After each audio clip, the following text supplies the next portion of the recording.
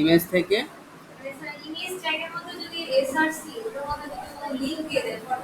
হ্যাঁ হ্যাঁ কাজ করবো ওটা ওটা দেখাইছিলাম, তাই কাজ তো করার কথা।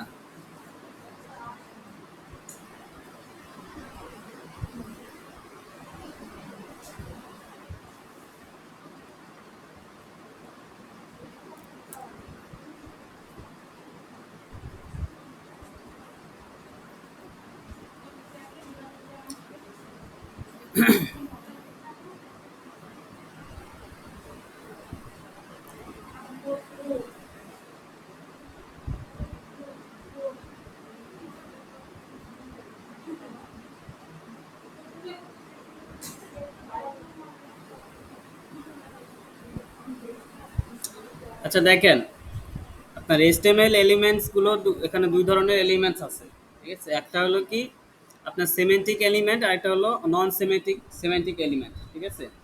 যেমন আপনারা এ ট্যাগ দেখছেন না, এ ট্যাগে কি ছিল?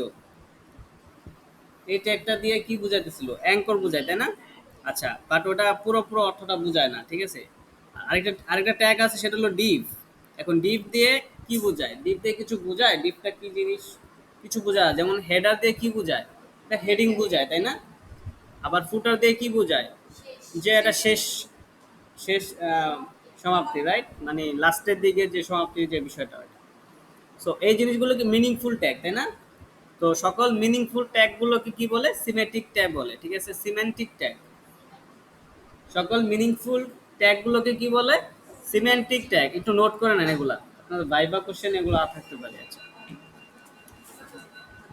আর যে ট্যাগ গুলো কোনো মিনিংফুল না, যে ট্যাগ গুলো মিনিংফুল না, সেগুলো বলা হয় নন সিমেন্টিক ট্যাগ। কোন কে?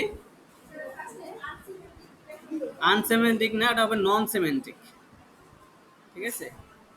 নন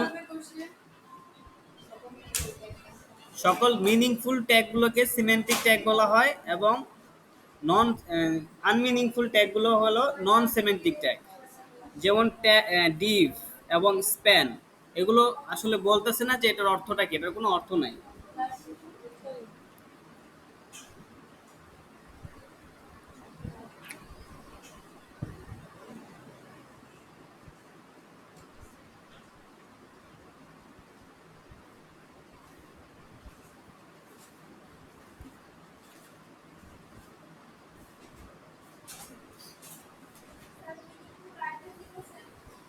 এটা হলো মিনিংফুল যেটা, সেটা হলো সিমেন্টিক ট্যাগস। আনমিনিংফুল বা নন মিনিংফুল যেগুলো, সেগুলো হলো নন সিমেন্টিক ট্যাগ।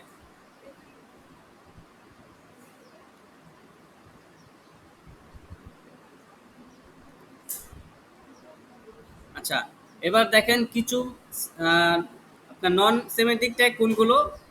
তার ভিতরে আছে ডিপ, তারপরে স্প্যান, হ্যাঁ, এই জিনিসগুলো কি, এটা হলো নন সিমেন্টিক ট্যাগ। এটা মানে অর্থটা বোঝাচ্ছে না, tells nothing about its content, এটা কন্টেন্ট সম্পর্কে আসলে কিছু এটা বলতেছে না।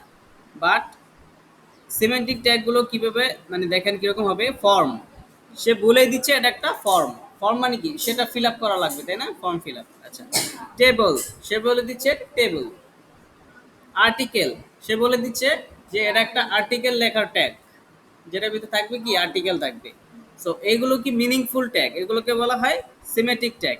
সো HTML5 এর ভিতরে এখানে অনেকগুলো সিমেটিক ট্যাগ অ্যাড হয়েছে দেখেন। হেডার, হেডার ওয়েবসাইট আমি বলছি না, হেডারটা থাকে কি উপরে, দেখেন ও এরিয়াটা বলে দিচ্ছে।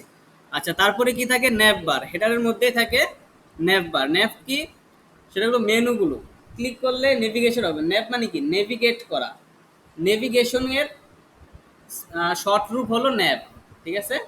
এর ফুল মিনিং কি হবে, নেভিগেশন, ফুল ফর্ম হবে নেভিগেশন। আচ্ছা, তারপরে হেডারের পরে যে সেকশনগুলো আমরা বানাবো, যে কন্টেন্ট অনুযায়ী আমাদের প্রয়োজন অনুযায়ী যে সেকশনগুলো বানাবো, সেগুলো কি হবে, সেকশন হবে, রাইট। সো সেগুলোর জন্য কি হবে, সেকশন, ট্যাগের নামই সেকশন, ঠিক আছে, সেকশন ট্যাগ।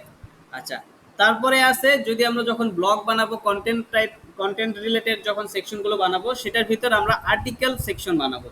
আর্টিকেল ট্যাগের ভিতরে আমরা প্যারাগ্রাফ টাইপের যে অনেকগুলো টেক্সট একসাথে থাকে, সেগুলো কি আর্টিকেল থাকে, তাই না।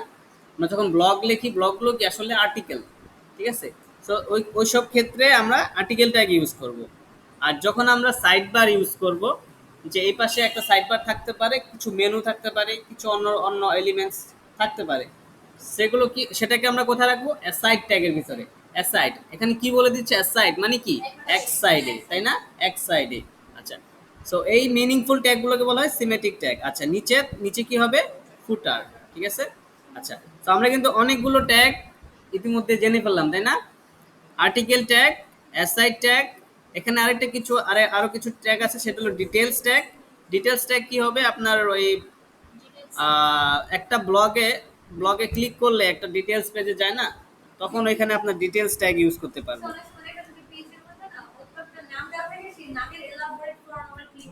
ক্লিক করলে আরেকটা পেজ, হ্যাঁ হ্যাঁ হ্যাঁ। সো আচ্ছা, কারেন্টও চলে গেল। আচ্ছা, আচ্ছা মোটামুটি আমি তো বুঝতে পারছি না কয়েকটা ট্যাগ, একটা রেকর্ডিংটা দিয়ে দিব না।